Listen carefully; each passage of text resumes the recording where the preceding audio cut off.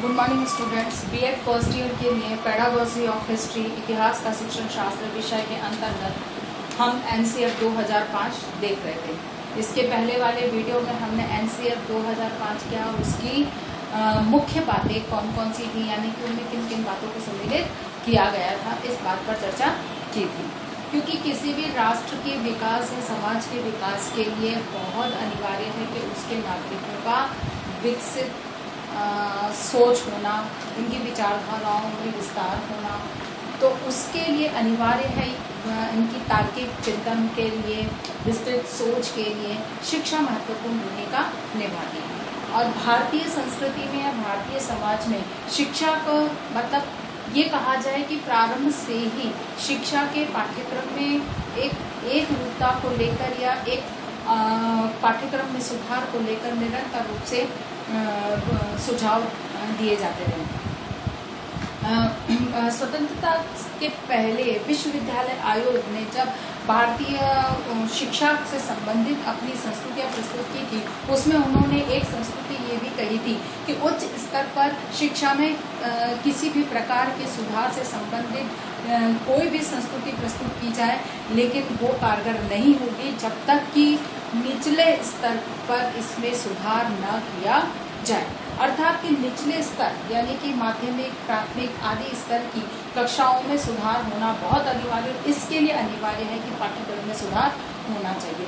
निरंतर रूप से मांग चलते चलते 1986 की शिक्षा नीति में पाठ्यक्रम, राष्ट्रीय पाठ्यक्रम संरचना पर अपना प्रस्ताव रखा गया और 88 में, 96 में, 2000 में निरंतर इसके सुधारात्मक प्रयास होते रहे और अंत में 2005 में एक प्रारूप प्रस्तुत हुआ।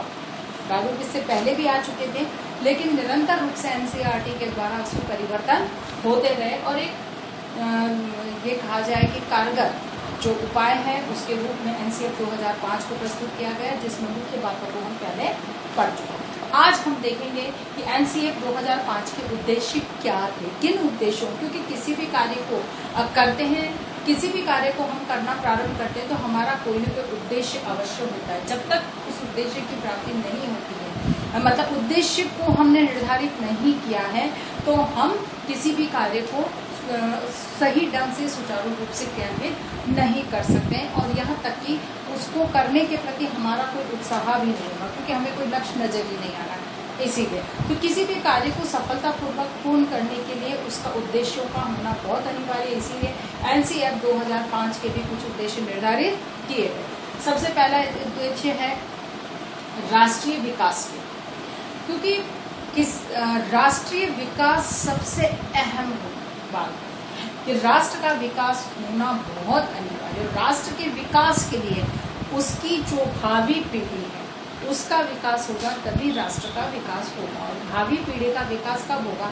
जब उसका शिक्षा के माध्यम से उसमें परिवर्तन लाया जाए, उसको इस प्रकार से काबिल बनाया जाए कि वो कुछ क्रियात्मक कार्य करते हुए एक विकास के पथ पर स्वयं भी आगे बढ़े और खुद के साथ में राष्ट्र को भी आगे बढ़ा सके। इसीलिए एनसीएफ 2005 का जो सबसे पहला उद्देश्य था वो राष्ट्रीय विकास का था, जिसमें कि पाठ्यक्रम को इस प्रकार से व्यवस्थित किया गया या उसकी संरचना इस प्रकार से की गई जिससे कि बालकों में एक विकासात्मक सोच का विकास हो सके।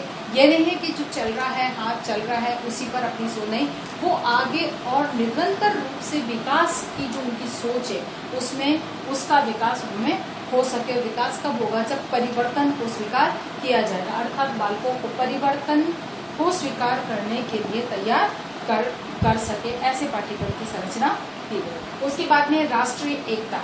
भारत जो कि विविध संस्कृतियों, विविध धर्म, जाति, संप्रदायों का राष्ट्र है, विभिन्न सभ्यताओं का राष्ट्र है, भाषा है, ऐसे में इसकी एकता का होना बहुत अनिवार्य है, क्योंकि विविधतापूर्ण संस्कृति के बीच में सबको एक बिंदु पर लाकर एकत्रित करना अपने आप में अहम होता है, महत्वपूर्ण होता है। इसीलिए शिक्षा वो महत्वपूर्ण साधन है जो कि बालकों की सोच को प्रारंभ से ही एक ही बिंदु पर केंद्रित करने का प्रयास करती है, अर्थात कि मेरी संस्कृति, मेरी सभ्यता, मेरा धर्म, मेरी जाति, इन सब मेरी की भावनाओं से उठाकर हम की भावना, हमारा राष्ट्र, हमारा देश, हमारा समाज, ये इस तरह की सोच को विकसित करने के लिए पाठ्यक्रम इस प्रकार से निर्मित किया गया जिसमें कि राष्ट्रीय एकता पर बल को राष्ट्रीय एकता को बल प्राप्त हुआ। किसी भी समाज, संस्कृति, भाषा,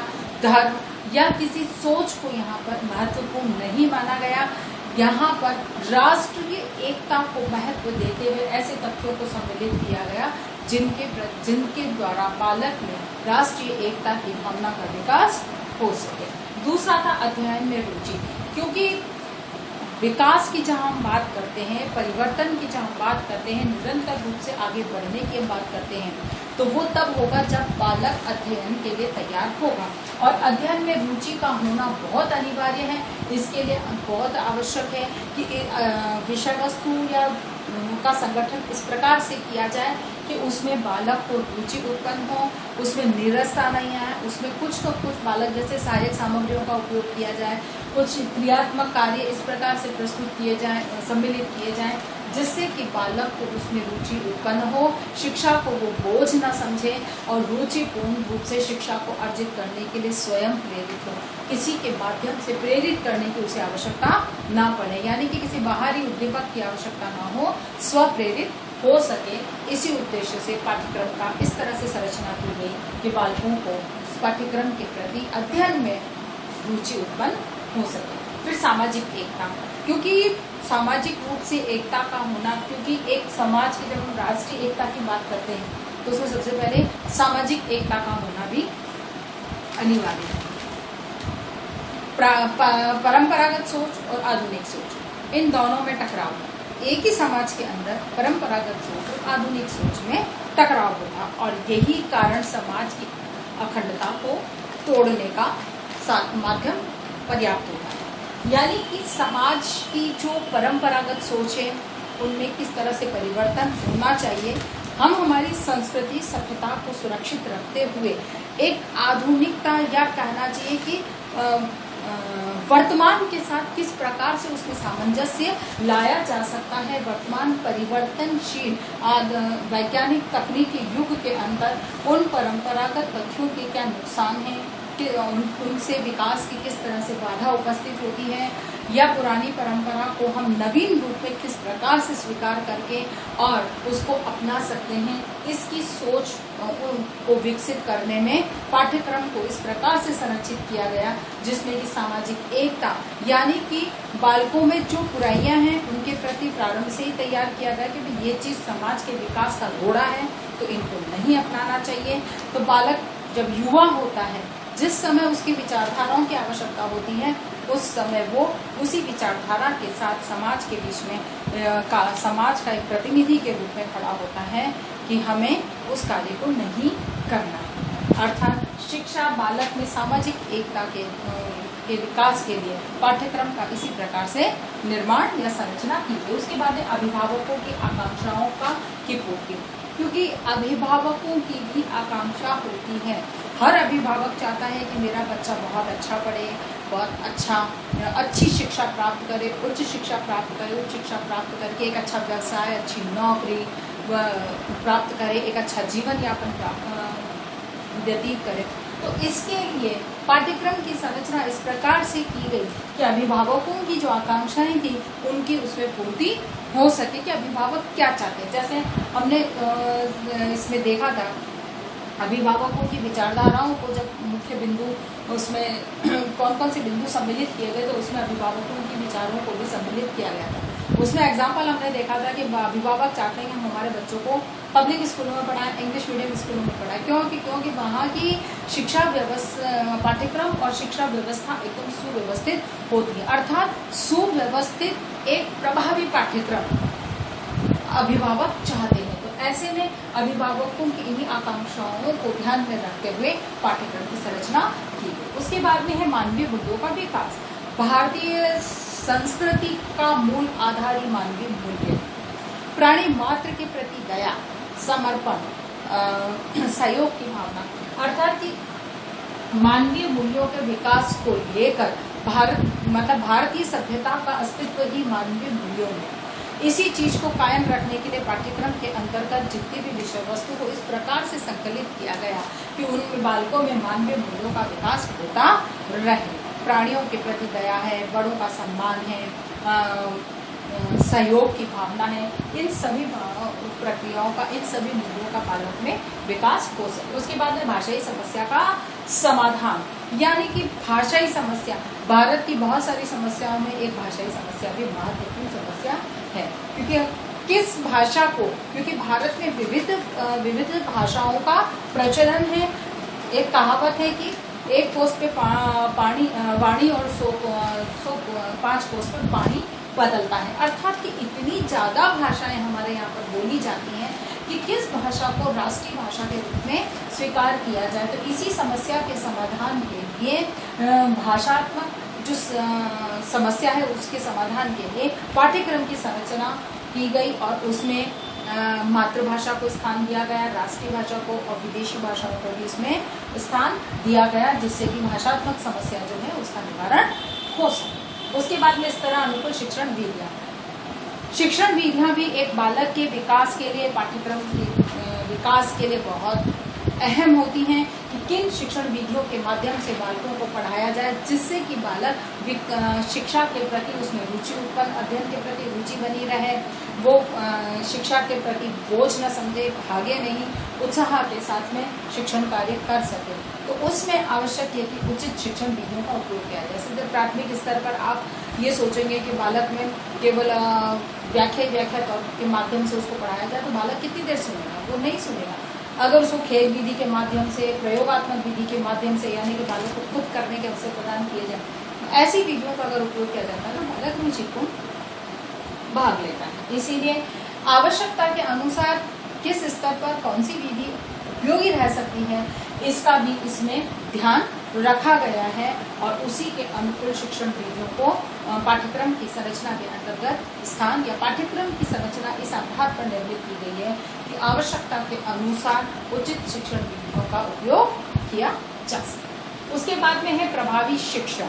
शिक्षण को प्रभावी बनाने के लिए इस पाठ्यक्रम संरचना के अंतर्गत कौन कौन सी शिक्षण विधियां होंगी, कौन कौन से अधिगम संसाधन होंगे, कौन सी सहायक सामग्रियों का उपयोग किया जाएगा, इन सबकी रूपरेखा को तैयार किया गया।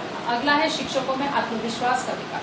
क्योंकि पाठ्यक्रम के अंतर्गत शिक्षकों में भी एक, क्योंकि इस पाठ्यक्रम को बना भले ही दिया गया, संरचना कुछ भी कर दी गई, लेकिन इस पाठ्यक्रम का जो संचालन है वो शिक्षक ही करता है, अर्थात उस पाठ्यक्रम का उपयोग शिक्षक के द्वारा ही किया जाता है। और जब तक अगर शिक्षक में उस पाठ्यक्रम के प्रति आत्मविश्वास नहीं होगा तो वो उसको बहुत अच्छे से छात्रों तक नहीं, उसके डिलीवर नहीं कर पाएगा, छात्रों के सामने प्रस्तुत नहीं कर पाएगा। अतः जो पाठ्यक्रम है पहले तो उसकी प्रकृति अध्यापक को पता होनी चाहिए।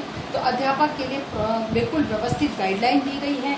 यहाँ तक कि आपने देखा होगा कि एनसीईआरटी की किताबों के नीचे जो है गाइडलाइन बाकायदा उसमें दी हुई होती है कि ये कौन सी शिक्षण विधि का इसमें उपयोग किया जा सकता है, इसमें किस प्रकार के उद्देश्य हैं।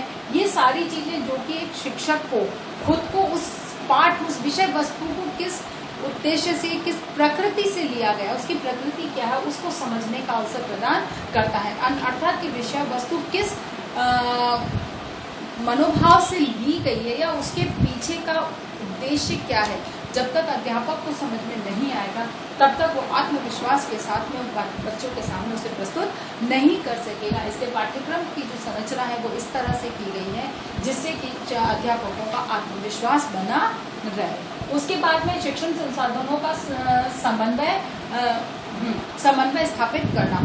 शिक्षण और संसाधन, जो शिक्षण है मतलब जैसे पाठ्यक्रम है, पाठ्यक्रम के संचालन के लिए जितने भी मानवीय और भौतिक संसाधन जितने भी उपलब्ध हैं, सबसे पहले तो पाठ्यक्रम की संरचना उन संसाधनों को ध्यान में रखकर की गई क्योंकि जो ग्राउंड लेवल पे ग्रामीण क्षेत्रों तक में किस प्रकार के संसाधन उपलब्ध हो सकते हैं और कितने संसाधन होंगे, इस चीज़ को ध्यान में रखा गया और इनका अच्छे से अच्छा उपयोग कैसे हो सकता है इसी को ध्यान में रखते हुए दोनों में समन्वय स्थापित करने के बिंदुओं को ध्यान में रखा गया।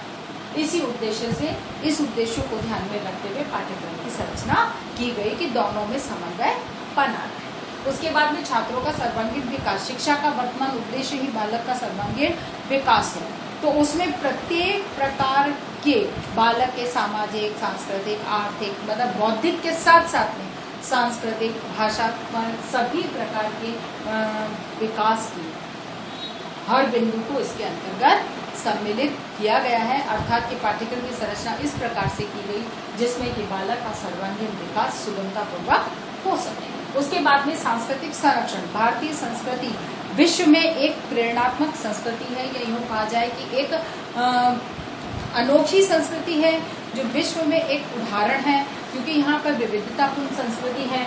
इसके संरक्षण की महत्वपूर्ण बिंदु इसका संरक्षण है, यानी कि इस संस्कृति को किसी प्रकार की ठेस न पहुंचे, आघात न पहुंचे, अर्थात हर विचारधारा का यहाँ पर सम्मान हो सके, इसके लिए बालकों की जो पाठ्यक्रम है उसके अंतर्गत संस्कृति का संरक्षण किस प्रकार से हो सकता है, इसको लेकर भी ध्यान में रखकर पाठ्यक्रम का निर्माण किया गया। फिर बाद में सामाजिक और शारीरिक विकास में, मानसिक और शारीरिक विकास में समन्वय, यानी कि जहाँ पाठ्यक्रम के अंतर्गत मानसिक विकास के लिए सैद्धांतिक पक्षों को सम्मिलित किया गया, वहीं पर शारीरिक विकास के लिए क्रियात्मक और खेल कूद जैसी विधियों को भी या प्रवृत्तियों को भी इसमें पूर्ण स्थान दिया गया। अर्थात कि पाठ्यक्रम के अंतर्गत इस बात का भी ध्यान रखा गया कि बालक का मानसिक विकास और शारीरिक विकास दोनों आपस में समन्वित होते हुए बालक के विकास में अपना योगदान प्रदान करें। आशा करती हूँ कि आपको ये उद्देश्य एनसीएफ 2005 के उद्देश्य आज समझ में आए होंगे। इसके सिद्धांतों को हम कल करेंगे। तो आज हम एनसीएफ 2005 के उद्देश्य को हमने पढ़ा, समझा। इसी के आधार पर आपको प्रश्न करना है कि एनसीएफ 2005 के उद्देश्यों को विस्तार से समझाइए। धन्यवाद।